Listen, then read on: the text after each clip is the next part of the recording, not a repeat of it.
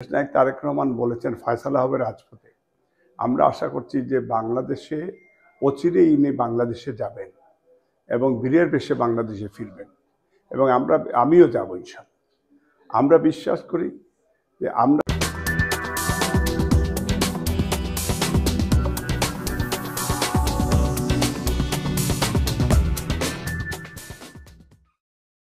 আমন্ত্রণ ২১-এর রাতে আমাদের আজকের বিষয় তারেক রহমানকে দেশে না আনার চক্রান্ত। আমাদের সঙ্গে আছেন বিএনপি চেয়ারপারসনের উপদেষ্টা হাবিবুর রহমান হাবিব এবং এনসিপির যুগ্ম সদস্য সচিব আলাউদ্দিন মোহাম্মদ। আপনাদেরকে স্বাগত জানাচ্ছি ২১-এর স্টুডিওতে। আমাদের আজকে আলোচনার বিষয় তারেক রহমানকে দেশে না আনার চক্রান্ত। তারেক রহমান কেন আসলে দেশে আসতেছেন, এটা একটা আমি বলবো লাখ টাকার প্রশ্ন, ডায়মন্ড প্রশ্ন। এই প্রশ্ন অনেক আগে থেকে করা হচ্ছে, এখন এই প্রশ্নটা আরো গ্রহণযোগ্য হয়ে উঠছে যখন বিএনপির সকল মামলা প্রত্যাহার হয়েছে, বিএনপি দীর্ঘদিন ধরে আওয়ামী লীগ নেই, তারপরও তারেক রহমান কেন দেশে আসতেন? তারেক রহমানের আসলে পাসপোর্ট আটকে দিয়েছে কিনা বর্তমান সরকার বা ইউনূস সরকার, এমনও কিন্তু আলোচনা উঠতেছে। আমরা দুইটি আলোচনাকে শুনি, এরপর বিশ্লেষণ করবো তারেক রহমানের পাসপোর্ট কি আসলে আটকে দেওয়া হয়েছে কিনা। দর্শক, আপাতত এআই নিয়ে আমাদের যে সিরিয়াল, সেই সিরিয়ালের সর্বশেষ ভিডিওটা নিয়ে আজকে কথা বলবো। যে ভিডিওতে আমরা তারেক রহমানকে নিয়ে কথা বলবো। তারেক রহমান দেশে ফিরছেন না, দেশে ফিরতে কেন দেরি করছেন, জনগণের বিশেষ করে তার যারা দলের লক্ষ লক্ষ কোটি কোটি কর্মী, তারা চাইছে তারেক রহমান ফিরে আসুক, কিন্তু তারেক রহমান ফিরছেন না। সেই ব্যাপারটা নিয়ে আমরা এআইয়ের সঙ্গে কথা বলেছিলাম। এআই বিভিন্ন বাস্তবতা তুলে ধরে তারেক রহমানের ফেরা না ফেরা বিষয়ে তার সুন্দর মতামত উপস্থাপন করেছে। কি বলল এআই? তারেক রহমান আদতেও কি ফিরছেন দেশে, কিংবা ফিরলে কবে নাগাদ ফিরছেন, সেই আলোচনাটা করব এই ভিডিওতে। থাকবেন পলিটিক্স টিভির নিয়মিত আয়োজনে।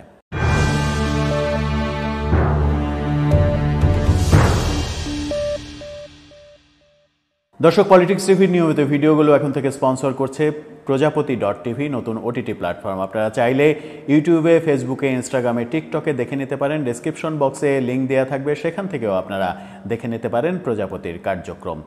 চলে যাচ্ছি মূল ভিডিওতে। বলছিলাম তারেক রহমান দেশে ফিরছেন না কেন, সেই প্রশ্নটা অনেক দিনের। তারেক রহমানের বিরুদ্ধে অনেক মামলা মোকদ্দমা ছিল, বেশিরভাগ মামলাই হয় সুরাহা হয়ে গেছে, তা না হলে শেষ দিকে আছে, অথবা মামলা তুলে নেওয়া হয়েছে। তারপরেও তারেক রহমান এখনও ফিরছেন না কেন? কেন ফিরতে দেরি হচ্ছে? তারেক রহমান না ফিরলে বিএনপির ভবিষ্যৎ কোন দিকে যাবে? নতুন নেতৃত্ব আসবে? এরকম নানা প্রশ্ন সামনে আসছে। এবং বাংলাদেশের বর্তমান বাস্তবতায় আওয়ামী লীগ যখন রীতিমতো কোণঠাসা হয়ে আছে, আওয়ামী লীগের ফিরতে যেহেতু অনেক সময় লাগবে, সেই ক্ষেত্রে প্রধান রাজনৈতিক দল এখন বিএনপির নেতৃত্ব নিয়েই যদি সংকট থাকে, তাহলে সেই সুযোগটা অন্য দলগুলো নিতে পারে, এমন বিশ্লেষণও বিএনপির পক্ষের বিশ্লেষকরা করছেন। আমরা এআইকে জিজ্ঞাসা করেছিলাম, তোমার কি মনে হয় খুব দ্রুত কর্মীদের আসার পরিপ্রেক্ষিতে তারেক রহমান দেশে ফিরবেন?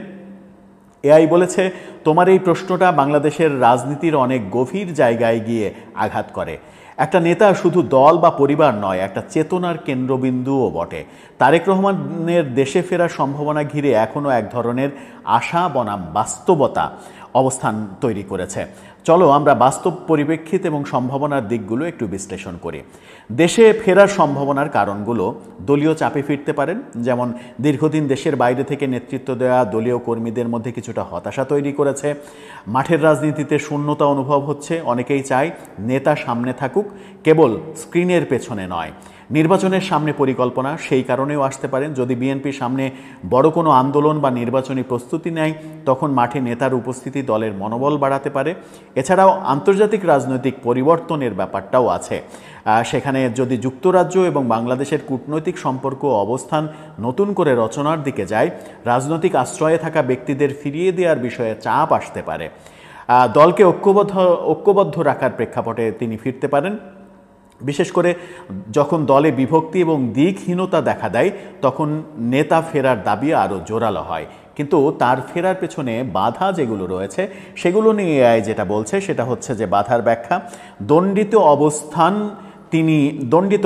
তিনি একাধিক মামলায় সাজাপ্রাপ্ত, দেশে ফিরলেই আইনি ঝুঁকির মুখে পড়তে পারেন, কারণ এখনও সব মামলা পরিপূর্ণভাবে যে খালাস হয়েছে সেটা হয়নি। রাজনৈতিক প্রতিপক্ষের প্রস্তুতি সেই ব্যাপারে সরকার যে কোনো সময় তাকে গ্রেপ্তার করতে পারে এবং তা নিয়ে জনমত বিভক্ত হয়ে যেতে পারে। কারণ সরকারের সঙ্গে বিএনপির একটা বিভেদ আমরা দেখছি, সেই ক্ষেত্রে তারেক রহমানকে যদি গ্যাড়াকলে ফেলতে চায় সরকার, সেটাও কিন্তু করতে পারে, সেটাও ফিরতে দেরি হওয়ার পেছনে একটা বড় বাধা হিসেবে দেখছে এআই।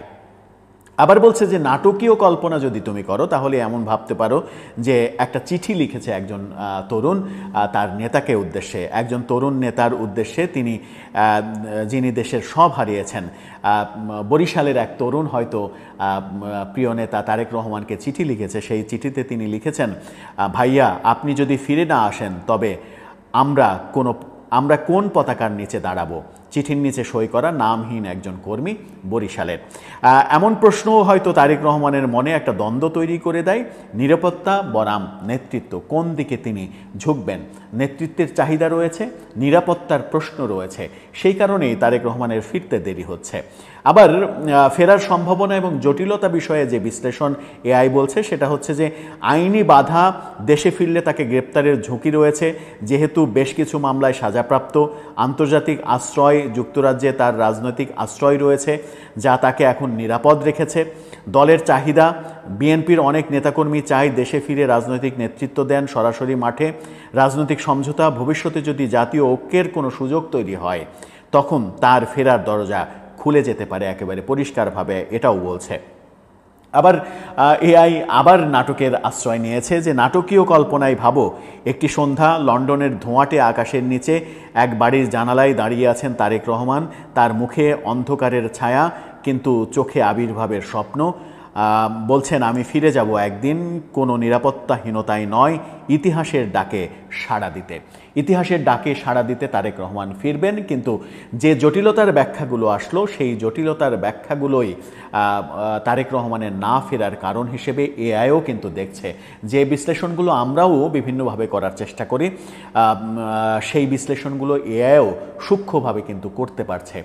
এই কারণেই বলা হচ্ছে আর্টিফিশিয়াল ইন্টেলিজেন্স এখন মানুষকে রীতিমতো শাসন করবে, মানুষ আর্টিফিশিয়াল ইন্টেলিজেন্স দ্বারা শাসিত হবে, এমন পর্যায়ে প্রযুক্তি চলে গেছে। আমরা এর কাছে সর্বশেষ যেটা চেয়েছিলাম যে ধরো তারেক রহমান ফিরছেন, সেই বিমানবন্দরে ফিরছেন, লক্ষ কোটি মানুষ বিমানবন্দরে তাকে রিসিভ করতে গিয়েছে, সবার চোখে আনন্দ অশ্রু, তারেক রহমানের চশমার আড়াল থেকে অশ্রু গড়িয়ে পড়ছে, সেই চোখ নিয়েই তিনি নেতাকর্মীদের উদ্দেশ্যে তাকালেন। সেরকম ছবি যদি তুমি এঁকে দিতে পারো, এআই প্রথমে যে ছবিটি এঁকে দিয়েছিল আপনারা দেখেন, সেখানে তারেক রহমানের পক্ষে একটা স্লোগান লিখেও একজন দাঁড়িয়ে আছে। সেই ছবিটার পরে আমি যখন বললাম যে এই ছবিটার সঙ্গে তারেক রহমানের চেহারার খুব একটা মিল নেই, তারেক রহমানের একটা চেহারা দিয়ে আবারও যখন চাইলাম তখন দ্বিতীয় ছবিটা দিয়েছে, সেখানে অবশ্য বড় গ্রাউন্ড নেই, অনেক লোক দেখা যাচ্ছে না। এআই চেষ্টা করেছে, এআই আর্টিফিশিয়াল ইন্টেলিজেন্স চেষ্টা যে করছে যে হুবহু মানুষের মনের কথাটা বোঝার, মনের ব্যাপারটা বিশ্লেষণ করার এবং আন্তর্জাতিক আমাদের আজকে আলোচনার বিষয় তারেক রহমানকে দেশে না আনার চক্রান্ত। এবং আরেকটি এ বিষয়ে আমি আরেকটি কথা বলতে চাই যে গতকাল বিএনপির ভারপ্রাপ্ত চেয়ারম্যান তারেক রহমান বলেছেন যে দৃশ্যমান প্রতিপক্ষ বিএনপি যারা আছে তারা আস্তে আস্তে মানে অদৃশ্যমান প্রতিপক্ষ দৃশ্যমান হচ্ছে। এই বিষয়ে আসলে আপনাদের মন্তব্য কী? আপনাকে ধন্যবাদ। আপনার মাধ্যমে কিছু টেলিভিশনের সময় দর্শক শ্রোতা, দেশ এবং দেশের বাইরে যারা দেখছেন তাদেরকে সশ্রদ্ধ সালাম। আমার সাথে সহ আলোচক এনসিপির সম্মানিত যুগ্ম সদস্য সচিব আলাউদ্দিন মোহাম্মদকে শুভেচ্ছা। আপনি যেটা আমাকে বললেন একটা উদ্ধৃতি দিয়ে কথায় কথা আর কি, সেটা হলো আজকে আপনি ছিলেন সেই প্রোগ্রামে ছিলাম, প্রেস ক্লাব প্রোগ্রামে ছিলাম, জয়ল আহমেদ ফারুক প্রধানমন্ত্রী ছিলেন, আমি প্রধান বক্তা ছিলাম। তো উনি ওই কথা বলেছেন আমার কানের ভেতরে স্পষ্ট, আমি বুঝতে পারিনি, সেটা ভিডিও ফুটেজ দেখলে বোঝা যাবে হ্যাঁ যিনি বলেছেন কিনা বা কীভাবে বলেছেন। তা আমার কথা হলো যে তারেক রহমান দেশে আসেননি, এটি বাস্তবতা। কেন আসেন না তার ব্যাখ্যা হলো আগে ওনার মামলা ছিল, মামলা থাকাকালীন অবস্থায় যদি উনি আসতেন এবং উনি বাসায় যেতেন আর পুলিশ না ধরতেন তাহলে বলতো যে তারেক রহমান আইন মানে না। আবার উনি দেশে আসার পরে পুলিশ যদি তাকে গ্রেপ্তার করে নিয়ে যেতেন অথবা উনি নিজেই যদি গিয়ে কারাগারে ঢুকে পড়তেন সিস্টেমের মধ্যে দিয়ে, কর্মীরা বিক্ষুব্ধ হতো। যে কারণে আমরা চাইনি উনি মামলা থাকা অবস্থায় আসুক, মামলা শেষ করে নিয়ে আসুক, এটা আমাদের চাওয়া ছিল। এর পরবর্তী সময় ম্যাডাম খালেদা জিয়া খুবই অসুস্থ, এখন লন্ডনে উনি আসেন। তার চিকিৎসা এখন দিন যত যাবে ওনার শারীরিক অবস্থা তত খারাপ হবে, কারণ ওর লিভার সমস্যা, লিভার ট্রান্সপ্লান্ট করার কথা। কিন্তু এখন এই সময় বয়সের কারণে লিভার ট্রান্সপ্লান্ট করা যাবে না। এক সময় সুযোগ ছিল যখন, তখন আমি আমার নিজের লিভার দিতে চেয়েছিলাম। আমার লিভার বয়সের কারণে না লাগলে আমার একটা ভাই আছে, তাদের লিভারটা আমি দিতে চেয়েছিলাম। এখন সম্ভব না। তো এখন আল্লাহ পাক যতদিন বাঁচিয়ে রাখবেন ততদিন উনি বেঁচে থাকবেন, সুস্থ হওয়ার কোনো সম্ভাবনা নেই। এই অবস্থায় যেহেতু আরাফাত রহমান কোকো বিদেশে মারা গিয়েছেন, তার লাশ কিন্তু তারেক রহমান দেখতে পারেন না, জানাজায় আসতে পারেন না। ম্যাডাম স্বাভাবিকভাবে খুবই তখন মর্মাহত হয়েছিলেন, বা সেটা আপনারা দেখেছেন টেলিভিশনে, বিভিন্ন ছোট ছেলে মারা গিয়েছেন। এখন একটি কথা ছিল যে ঈদের পরে আপনাদের দল থেকেই বলা হয়েছিল যে খালেদা জি এবং তারেক রহমান দুজনেই আসার একটি সম্ভাবনা আছে। আসার একটা সম্ভাবনা বললাম, ম্যাডাম খালেদা জিয়ার সুস্থতার উপর অনেকখানি নির্ভর করবে। এখন আপনি যদি বলেন যে রাজনৈতিক দলগুলোর নেতা, ওনার মা কি ওনার কাছে বড় হয়ে গেল? ওনার মা ওনার কাছে বড় না, এখন বড়, কারণ ওনার একটা ছেলে নেই, একটা সন্তান। এখন মা চিকিৎসার জন্য গিয়েছেন কিন্তু লন্ডনেই। এখন ওনাকে হাসপাতালে রেখে বা বাসায় ওইভাবে রেখে তারেক রহমান কেন, যে কোনো মানুষের কঠিন হৃদয়ের মানুষের আশা কিন্তু খুব কঠিন। তা আমরা আশা করছি ম্যাডাম একটু সুস্থ হলেই তারেক রহমান ম্যাডামকে নিয়ে ফেরত আসবে, এটা আমাদের প্রত্যাশা, বা আমরা আশাও করি এটা। তারপরে যে নানান ধরনের আপনার সমস্যা থাকতেই পারে, সেটা তো আমরা অত বুঝবো না। তবে সেখানে জাতীয় আন্তর্জাতিক কিছু ঘটনার প্রভাব আমাদের সামনে আমরা দেখতে পাই, যে উনি আসলে একটা স্বাধীনচেতা মানুষ। ওনার এই স্বাধীনচেতা কারণে অনেকেই, অনেক দেশই আছে যারা হয়তো তাকে পছন্দ নাও করতে পারে। এই জন্য এখনও তো দেশের বিরুদ্ধে কঠিন ষড়যন্ত্র চলছে, সরকারের বিরুদ্ধে আর একটু বেশি ষড়যন্ত্র চলছে, আর বিএনপির বিরুদ্ধে মহা ষড়যন্ত্র চলছে জাতীয় এবং আন্তর্জাতিকভাবে। যে কথাটা আপনি যে বললেন, যে তাই এখন বলেছেন যে আগের অদৃশ্যমান শক্তির কারণ দৃশ্যমান হচ্ছে অদৃশ্য। যেমন ধরেন আমাদের রাজনীতি বাংলাদেশে এখন বিএনপির পরে কিন্তু মাঠে যেগুলো বিচরণ করতে তা জামাত ইসলাম, এটা তো বাস্তবতা। জামাত ইসলামকে আগে বিএনপির বিরুদ্ধে কথা বলতো, এখন কিন্তু কথা বলে। যেমন জামাত ইসলামের যে ব্যাংক ছিল, আপনার হাসপাতাল ছিল, মেশিনা ছিল, আমলি দখল করে নিয়েছিল। 5 তারিখে পতন হওয়ার পর 7-8 তারিখের মধ্যেই কোনো মামলা নাই, কোর্টে নাই, কোনো জায়গায় বলার নাই, কিছু নাই, গিয়ে তারা তাদের জায়গাগুলোতে তারা উঠে পড়েছে। এটা নিয়ে আমরা কথা বলি না, কারণ বললে এই কারণে ইসলামী ব্যাংক তাদেরই ছিল, এই ঘুষেটি বেদখল হয়ে গিয়েছিল। যারা বেদখল করে নিয়েছিল স্বাভাবিকভাবে 5 তারিখের পরে তারা চলে গেছে, সবকে যার যার প্রতিনিধি ফিরে এসেছে। আমরা এই নিয়ে তো একবারও কথা বলি না, কিন্তু এখানে কিন্তু হাজার হাজার কোটি টাকার ব্যাপার, এইটা সম্পদ, এটা আমরা বলি না। কিন্তু জামাত ইসলামের অনেকেই, এমনকি আজহারি সাহেব পর্যন্ত, যিনি দেশ থেকে পালিয়ে গেছিলেন মালয়েশিয়া, ইসলামের তাগত থাকলে তো দেশে থাকতো, সেটা পারেন না। উনি অনেক স্কলার, সুন্দর চেহারা আল্লাহ তাকে দিয়েছেন, কিন্তু উনি একটা ইসলামের জালসায় গিয়ে বলে বসলেন কি, এক ডাকাতকে তাড়িয়েছি আর এক দল ডাকাতি করা শুরু করেছে। এটা কোনোভাবে উনি বলতে বলার অধিকার নাই। এই যে সরাসরি বিএনপির বিরুদ্ধে করা, আমরা কি একবার বলি? একবারও তো বললাম যে বাংলাদেশের স্বাধীনতা যুদ্ধের সময় জামাত পক্ষে তো ছিলই না, বিরোধিতা করেছে। আমরা তো বলি না, আমরা তো বলি না, আমরা তো বলতে পারি, আমরা কিন্তু বলি না, আমরা বলবো না। জামাত থেকে একজন সেক্টর কমান্ডার আছে না, একজন আপনার আছে, মুক্তিযুদ্ধ ওইভাবে আছে, নাই তো আমরা কি সেটা বলি? বিএনপির বিরুদ্ধে কথা বলতে গেলে আপনার হিসাব করে বলতে হবে। এখন আওয়ামী লীগের পর বিএনপি একটা মুক্তিযোদ্ধাদের দল, জিয়াউর রহমান ছিলেন মুক্তিযোদ্ধা এবং মহান স্বাধীনতা। আপনি শুধু জামায়াতের কথা বলছেন, বিএনপি ভারপ্রাপ্ত চেয়ারম্যান তারেক রহমান কিন্তু একাধিক প্রতিপক্ষ কিছু কিছু যোগ দিচ্ছে সেই প্রতিপক্ষ, একাধিক। এখন আমি এটা বললাম, কিছু কিছু তো আছে, কিছু কিছু নতুনভাবে বিএনপির হয়তো একসময় বিএনপি করেছে, যেমন 24 কারা কারা সেই প্রতিপক্ষগুলো একটু আমাদেরকে ধারণা দিবেন? না, ওই রকম প্রতিপক্ষ ধরেন কিছু কিছু দল আপনি দেখতে পাবেন, আজকে কালকে দেখতে পাবেন একটা দল, আরও হয়তো হবে। এই দলগুলো কারা করবে, কারা করে দিচ্ছে? এই দল কিন্তু করে দিচ্ছে সরকারের ভিতর থেকে। কোনো সময় এই সমস্ত দল করার ক্ষেত্রে কিন্তু সরকারের পৃষ্ঠপোষকতা চাওয়া হয় না, কিন্তু তারা কিন্তু করবে। এবং সেখানে দেখা যাবে যে বিএনপি যেহেতু এখন বড় দল, বিএনপির ভিতর থেকে কিছু কিছু লোককে নিয়ে পৃষ্ঠপোষক দিয়ে আপনার বিএনপির মুখোমুখি দাঁড় করিয়ে দেওয়ার একটা চেষ্টা করবে। এবং কিছু কিছু না, প্রকাশ্যে আমি দেখছি বিএনপি যে এত কষ্ট, এত ত্যাগ, এত গুম খুন, বাড়ি ঘর ছাড়া, ঘর ছাড়া, বাড়ি ছাড়া, হাত নাই, পা নাই, চোখ নাই, মানে বাবা নাই, নাই, ছেলে নাই, এত নৃশংস ঘটনা শিখে বাড়ি ছাড়া, ঘর ছাড়া হয়ে থাকলো। আমি তো জানি আমার মোহাম্মদপুরে যে কমিটি ছিল বিএনপির, সেই কমিটির মানুষ একজন মোহাম্মদপুরে বসবাস করতো না, তারা কোথায় মিরপুরে। মিরপুরের যে বিএনপির কমিটি তার বসবাস করতো মোহাম্মদপুরে। পরিচয় দিয়ে এলাকায় থাকার বছরের পর বছর সন্তানের স্ত্রীর সান্নিধ্যে তারা যেতে পারে নাই। সেই বিএনপিকে নিয়ে যখন কথা বলে যে এক লুটেরা গিয়েছে আরেকজন লুট করতে আসছে, একবার মুখে বাঁধে না, একবার বাঁধে না।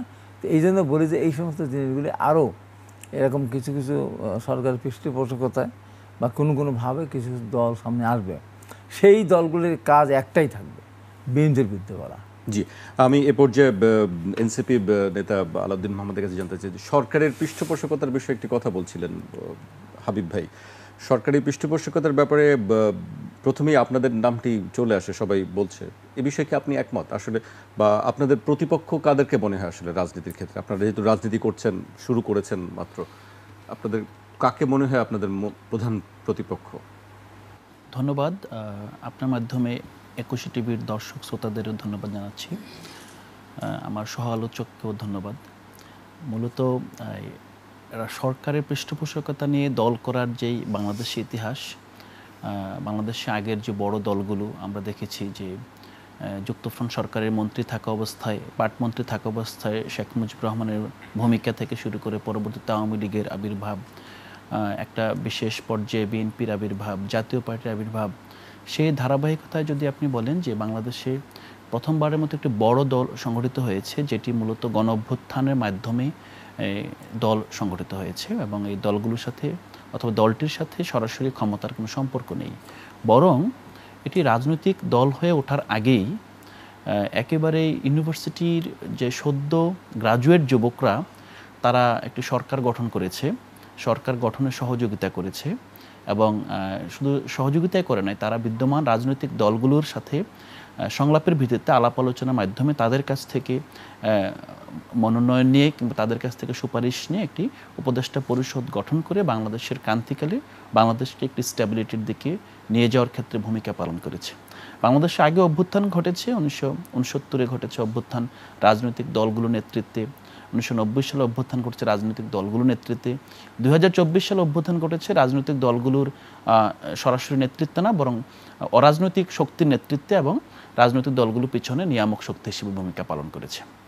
এই প্রেক্ষাপটে নতুন যে রাজনৈতিক দল, এই দলের সাথে সরকারের সম্পর্কটা অবশ্যই পৃষ্ঠপোষকতার সম্পর্ক এভাবে বলা যাবে না, বরং ছাত্ররা সরকারকে পৃষ্ঠপোষকতা দিয়েছে শুরু থেকেই, কারণ এই সরকার ছাত্রদের এবং তরুণদের সহযোগিতা ছাড়া টিকে থাকা অসম্ভব ছিল। দ্বিতীয়ত হলো যে বরং যখন রাজনৈতিক দল হিসাবে তরুণদের একটা বড় অংশ, আমি সব তরুণ বলবো না, আবির্ভূত হওয়ার চেষ্টা করেছে, তখন আমরা দেখেছি যে রাজনীতি করার জন্য সরকারের পদ ছেড়ে, সরকারের মন্ত্রণালয় ছেড়ে এখানে রাজপথে নেমে এসেছে তরুণদের একজন নেতা। এই অবস্থায় আমরা সেই বিষয়টা আমার মনে হয় খুবই অমূলক, এবং সেই জায়গা নিয়ে খুব কথা বলার কিছু নেই। প্রতিপক্ষের ব্যাপারে যদি বলেন যে আমাদের বাংলাদেশে একটি ধারণা হয়ে গিয়েছে যে রাজনীতি করলেই প্রতিপক্ষ থাকতে হবে, তো আমরা মনে করি যে রাজনীতি করলেই প্রতিপক্ষ থাকতে হবে তা না, বরং প্রতিপক্ষ হবে ভোটের ময়দানে। যদি ভোট হয় তখন যদি মনে হয় যে একজনকে পছন্দ করতেই হবে, একজনকে নির্বাচিত করতেই হবে, তখন হয়তো বা একটা প্রতিযোগিতার সম্পর্ক থাকতে পারে। যেমন আমি এবং আজকে হাবিব ভাই আমরা একই মঞ্চে বসে আছি, জনগণ কিন্তু আমাদের দুজনের বক্তব্যই কি সমানভাবে, সমান ভালোবেসে, সমান যুক্তিসঙ্গতভাবে গ্রহণ করতে পারে। এমন না যে আমার বক্তব্য গ্রহণ করলে হাবিব ভাইয়ের বক্তব্যকে ডিনাই করতে হবে, কিংবা ওনার বক্তব্য গ্রহণ করলে আমারটাকে ডিনাই করতে হবে, এমন না। কারণ রাষ্ট্রের আপনার এগিয়ে যাওয়ার ক্ষেত্রে রাষ্ট্রের অনেকগুলো জায়গা আছে, যেই জায়গায় সাধারণ নাগরিকগণ, রাজনৈতিক দল, civil society activist, journalist, media ব্যক্তিত্ব আপনাদের মতো তারা সবাই একমত পোষণ করেন। দ্বিমত পোষণ করে কিছু কিছু জায়গায় কীভাবে আসলে ক্ষমতা কিংবা দায়িত্বে রাজনৈতিক দলগুলো যাবে, সেই জায়গায় তাদের মধ্যে একটা মৃদু এবং আমরা সবসময় একটা কোল্ড ওয়ার থাকে, সেই জায়গাটাকে আমি মুখ্য কখনো মনে করি না। বিশেষত এই তরুণরা যখন রাজনৈতিক দল গঠন করেছে, একেবারে সদ্যজাত শিশু অবস্থায় আমরা কখনো কাউকে প্রতিপক্ষ মনে করি না। তবে হ্যাঁ, আমাদের প্রতিপক্ষ অবশ্যই আছে, কিন্তু প্রতিপক্ষ কোনো দল, ব্যক্তি কিংবা নির্দিষ্ট গোষ্ঠী না।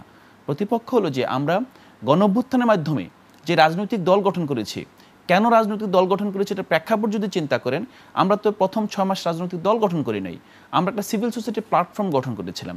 আমরা সিভিল সোসাইটি প্ল্যাটফর্মের মাধ্যমে আমরা সরকারকে সহযোগিতা এবং একই সাথে চাপ প্রয়োগ করে গণঅভ্যুত্থানের যে আকাঙ্ক্ষা, তরুণরা যে কারণে জীবন দিয়েছে, এখানে লক্ষ লক্ষ স্কুল শিক্ষার্থী তাদের স্কুলের দেয়ালে যে গ্রাফিতি এঁকেছে, সেই গ্রাফিতিতে তাদের যে চাওয়া ছিল, সেই চাওয়াটা পরিস্ফুট হয়েছে। সেই চাওয়াটার আলোকে নতুন একটি বাংলাদেশ গড়ার জন্য এই সময়টাকে আমরা কাজে লাগাতে চেয়েছি।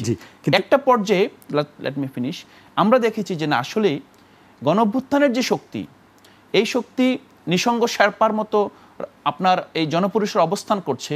তাদের সুনির্দিষ্ট কোনো ভয়েস আসলে এটা না সরকার গ্রহণ করছে, না এখানে অন্য রাজনৈতিক দলগুলো গ্রহণ করছে। আমরা বড় বড় সিদ্ধান্তের ক্ষেত্রে আমরা দেখেছি বড় রাজনৈতিক দলগুলো আসলে এই তরুণদের সাথে একমত হয়নি। বাধ্য হয়ে একটা পর্যায়ে আমরা অনুভব করলাম, যদি বাংলাদেশে সত্যিকার অর্থেই জনগণের আকাঙ্ক্ষার বাংলাদেশ গড়তে হয়, যেই বাংলাদেশ স্বৈরতন্ত্রের কবলে পড়ে এখানে বাংলাদেশ একটি গ্লুমি একটা অবস্থা তৈরি হয়ে গিয়েছিল। বাংলাদেশ মূলত একটা এমন একটা ল্যান্ড ছিল যেখান থেকে সবচেয়ে বড় স্বপ্ন হলো দেশটা ত্যাগ করা। আমরা সেই জায়গা থেকে আমরা যারা ত্যাগ করে গিয়েছিল তাদেরকে ফিরিয়ে আনা এবং বাংলাদেশকে সত্যিকার অর্থে পৃথিবীর সব বাংলাদেশ এবং সব জাতিগোষ্ঠীর মানুষের একটি মিলন মেলা হিসেবে তৈরি করতে চাই।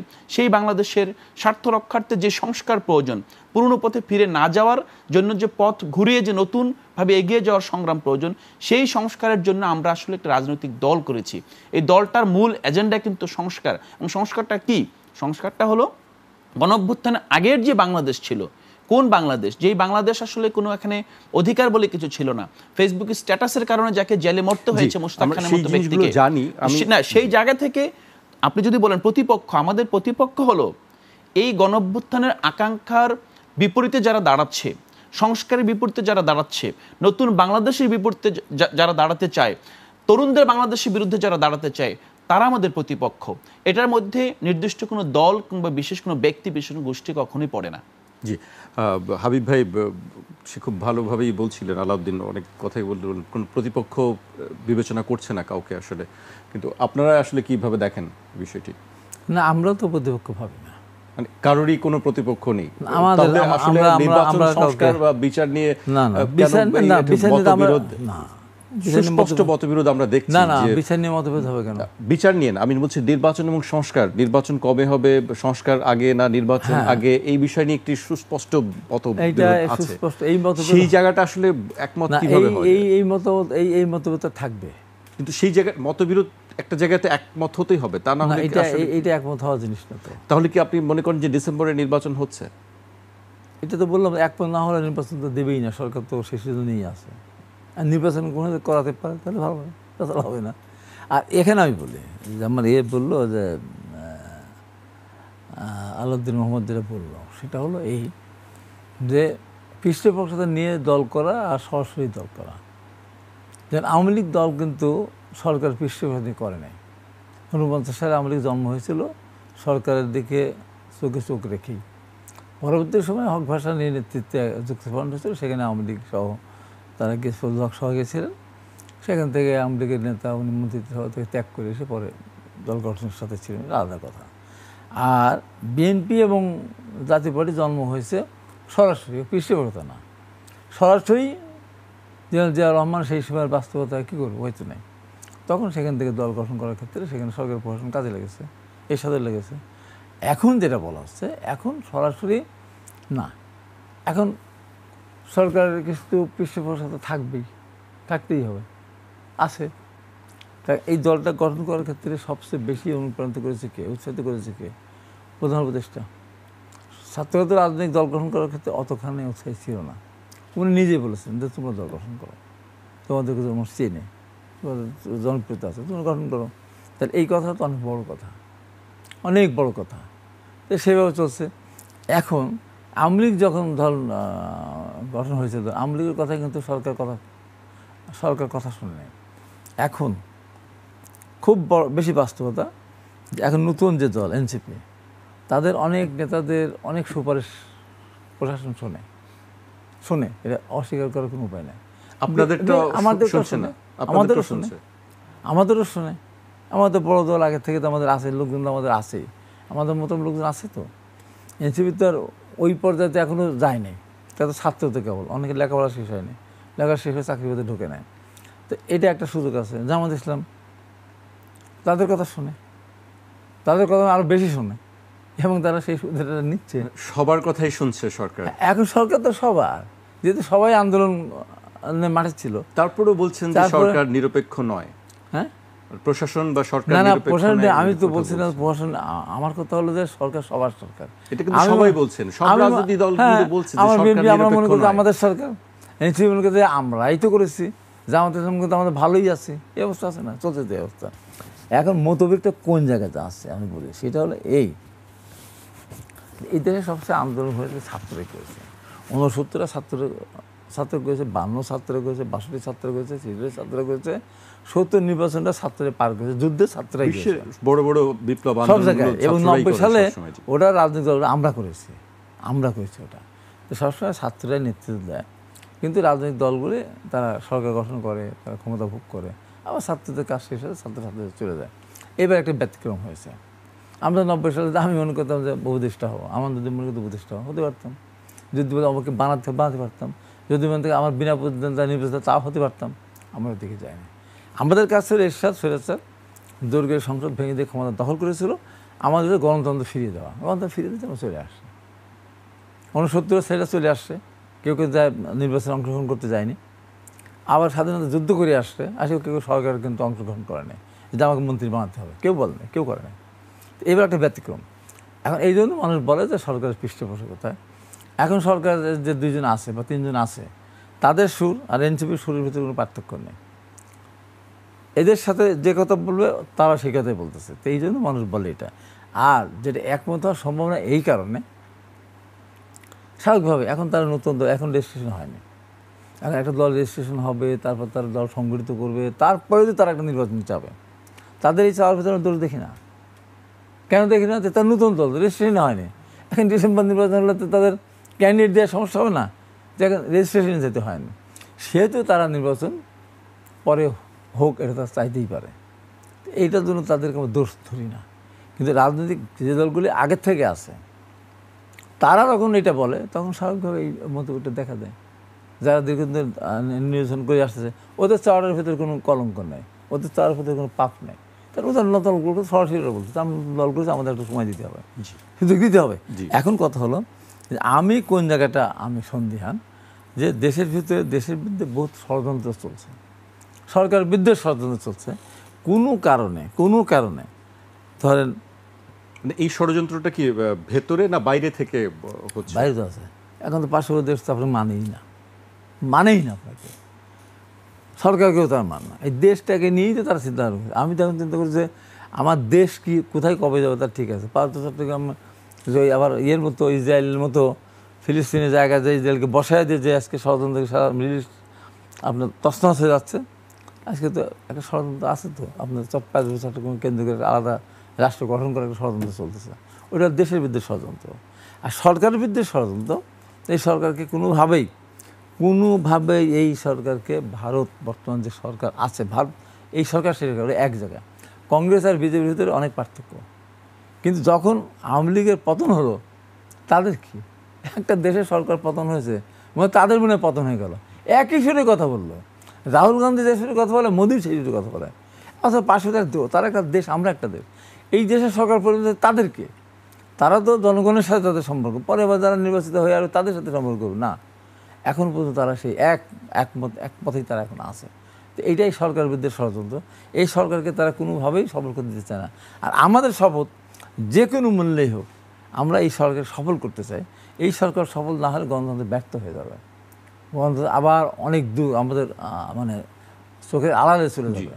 যেই কারণে আমরা চাই একটা নির্বাচন ষড়যন্ত্র পাকাপোক্ত হওয়ার আগেই একটা নির্বাচন, সুষ্ঠু একটা নির্বাচন হয়ে গেলে ওই ষড়যন্ত্র তখন অতখানি কাজ করতে পারবে না। তাছাড়া যত লেন্দি হবে, বললাম তো, তখন ওই শক্তিগুলি কিন্তু আস্তে আস্তে আপনি চিন্তাও করতে পারেন না যে ঈদের মাঠে সরাসরি আসছে, ঈদের মাঠে এসে জয় বাংলা স্লোগান দিচ্ছে, ঈদের মাঠে এসে গোলাগুলি করতেছে, তার কত ভয়ঙ্কর। এবং তাদের শক্তি কোথায়? তাদের শক্তি হলে প্রশাসন। এই প্রশাসন সব কিন্তু তারা কথা বলে, ফোনে কথা বলে, বিভিন্ন এর মাধ্যমে কথা বলে। জি, আমরা বুঝতে পেরেছি আপনার কথা হাবিব ভাই। আমরা এই প্রজেক্টটি বিরতি নিতে হচ্ছে আমাকে। দর্শক, একটি বিরতি নিচ্ছি, বিরতির পর আবারও ফিরবো 21-এর রাতে, আমাদের সঙ্গেই থাকুন।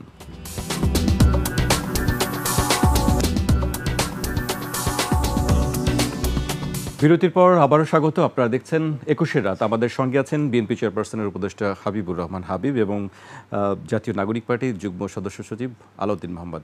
বিরতিতে যাবার আগে অনেক বিষয় নিয়ে কথা হচ্ছিল, সংস্কার নিয়ে, নিরপেক্ষতা নিয়ে প্রশাসনের। হাবিব ভাই অনেকগুলি কথা বলেছেন, প্রশাসনের নিরপেক্ষতা নিয়ে প্রশ্ন তুলেছেন, আপনারাও অনেকবার প্রশ্ন তুলেছেন এবং সব দলই বলছে যে প্রশাসনের মধ্যে কোথাও কেন যেন একটি ঘাপটি বেড়ে কেউ আছে, কেউ অদৃশ্য কোনো শক্তি একটি কাজ করছে। আপনারা কি মনে করেন আসলে? আমরা মনে করি যে এখানে প্রশাসন, হাবিব ভাই যথাযথভাবেই বলেছেন, গত 15-16 বছরে মূলত 1/11-এর সময় থেকেই, আওয়ামী লীগ আসার আগে থেকে যুক্তরাজ্য বিএনপির পক্ষ থেকে সবাইকে শুভেচ্ছা, আসসালামু আলাইকুম। আজকে বাংলাদেশের প্রথম প্রেসিডেন্ট শহীদ রাষ্ট্রপতি জিয়াউর রহমান, আমি ওনার আত্মার মাগফিরাত কামনা করছি এবং আজকে আপনার মাধ্যমে দেশনেত্রী Begum Khaleda Zia, mother of democracy, বাংলাদেশের প্রথম মহিলা প্রধানমন্ত্রী, ওনার নিঃশর্ত মুক্তি দাবি জানাচ্ছি এবং আল্লাহ যেন অচিরেই আমাদের মাঝখানে ফিরে নিয়ে আসেন। আজকে আমাদের মাঝখানে আমরা বিশ্বাস করি, দেশনায়ক তারেক রহমান বলেছেন ফয়সালা হবে রাজপথে। আমরা আশা করছি যে বাংলাদেশে অচিরেই ইনি বাংলাদেশে যাবেন এবং বীরের বেশে বাংলাদেশে ফিরবেন এবং আমিও যাব ইনশাআল্লাহ। আমরা বিশ্বাস করি যে আমরা এমবেসিকে বলবো যে তারেক রহমানের পাসপোর্টটা আপনারা ওনার কাছে ফিরিয়ে দেন এবং উনি নিশ্চয়ই বাংলাদেশে এই ডিসেম্বর অথবা প্রথম জানুয়ারি মাসে বাংলাদেশে উনি যাবেন। আমরা বিশ্বাস করি পাসপোর্ট পেলেই ডেট ঘোষণা করা হবে এবং আপনারা যেখানে আছেন, বাংলাদেশে গণতন্ত্রের পক্ষে, মানুষের গণতান্ত্রিক অধিকার, বুথের অধিকার, বাতের অধিকার, মানবাধিকার, টেক ব্যাক বাংলাদেশ তারেক রহমান বলেছেন এবং এই সরকার যদি কন্টিনিউ করে ওয়ার্স দেন সিকিম হবে। এরা ভারতের স্পষ্ট দালালি করছে। এরা দেখেন, অত লজ্জার বিষয়, ক্ষমতায় থাকার জন্য ভারতের সাথে তাদের পরক্রিয়া সম্পর্কের কথা পররাষ্ট্রমন্ত্রী আব্দুল মুমিন বলেছেন, অবৈধ মিডনাইট মন্ত্রী বলেছেন যে ভারতের সাথে শেখ হাসিনার পরক্রিয়া সম্পর্ক রয়েছে, স্বামী স্ত্রীর সম্পর্ক রয়েছে। আমাদেরকে অত্যন্ত ছোট করেছে, অত্যন্ত নিচু করেছে। তা আমরা দেশের জনগণকে আজকে সাধুবাদ জানাচ্ছি। দর্শক, আলোচনা শুনে মন্তব্য করবেন। তারেক রহমান দেশে আসতেছে না কেন? হয়তোবা তিনি তার নিরাপত্তা বা তার ক্ষমতা নিশ্চিত করে তিনি হয়তোবা দেশে আসতে চান, এই হচ্ছে একটা। দ্বিতীয় হচ্ছে, তারেক রহমানের বিরুদ্ধে যে মামলাগুলো আছে সেই মামলাগুলো মোটামুটি অনেকগুলো প্রত্যাহার হয়ে গিয়েছে। আবার দেখেছিলাম একটা মামলা প্রত্যাহার হওয়ার পর আবার আপিল করা হয়েছে রাষ্ট্রপক্ষ থেকে। এখানে একটা কিছু ইঙ্গিত করে যে তারেক রহমানের মামলা যে রাষ্ট্র প্রত্যাহার করলো, সেই রাষ্ট্র আবার আপিল করলো, এর মানে কি হতে পারে? হয়তোবা বিএনপিকে যে কথাগুলো বর্তমান সরকার দিয়েছিল, বিএনপি মেনে নিয়েছিল, এই জন্য মামলাগুলো প্রত্যাহার হয়েছিল। বিএনপি আবার যখন উল্টো মেরেছে, তখন তারেক রহমানের মামলাগুলো আবার আপিল বিভাগে তুলে দেওয়া হয়েছে। অর্থাৎ বিএনপির সাথে সরকারের একটা মানে সম্পর্কে টানাপোড়েন রয়েছে, বিদায়ী হয়তোবা তারেক রহমান দেশে আসতে স্বস্তি বোধ করছে না। কারণ তিনি দেশে আসলে যদি এই সরকার দীর্ঘদিন ক্ষমতা থাকার জন্য তাকে আবার আটক করে বা তাকে একটা বিপদে ফেলার চেষ্টা করে, তখন হয়তোবা বিএনপির ভবিষ্যৎ নষ্ট হয়ে যাবে। এই জন্য তারেক রহমান হয়তোবা তার ক্ষমতা এবং তার সম্পূর্ণ নিরাপত্তা নিশ্চিত করে তারপর দেশে ফিরবেন।